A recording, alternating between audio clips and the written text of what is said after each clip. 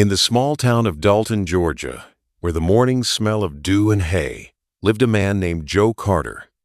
At first glance, Joe seemed like any other hard-working American up before dawn, delivering milk door to door in his rusted-out pickup truck. But behind that weathered face and calloused hands was a man with dreams bigger than the horizon. Joe wasn't born into money. In fact, his father passed away when he was just 14, leaving him to care for his sick mother and two younger siblings. With no savings, no insurance, and barely enough food, Joe dropped out of high school and took the first job he could get working at a local dairy farm.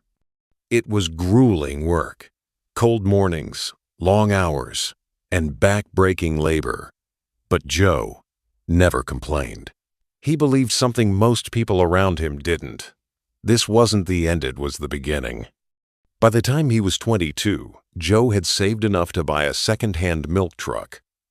He started delivering milk under his own name, Carter Dairy. His first clients were neighbors, friends, and small mom-and-pop shops. He didn't just deliver milk, he delivered trust. Rain or shine, Joe showed up smiling, reliable, and always respectful. But the road wasn't easy.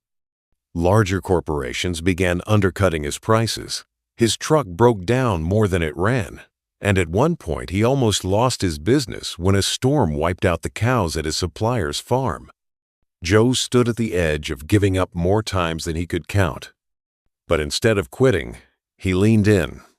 He read books on entrepreneurship at night. He watched free business courses online. And most importantly, he asked for help. He built relationships with local farmers and offered them a better deal equity instead of cash. Together, they built a small network of producers who shared the vision of fresh, local milk delivered with care. By 30, Joe wasn't just delivering milk. He had opened his own pasteurization facility. By 35, Carter Dairy became a household name across Georgia. And by 40, his products were being shipped to over 12 states, stocked in major grocery chains that once shut him out. But Joe's real success wasn't just financial. He started a scholarship program for kids who couldn't afford college, just like he couldn't. Donated to local farms on the brink of closing.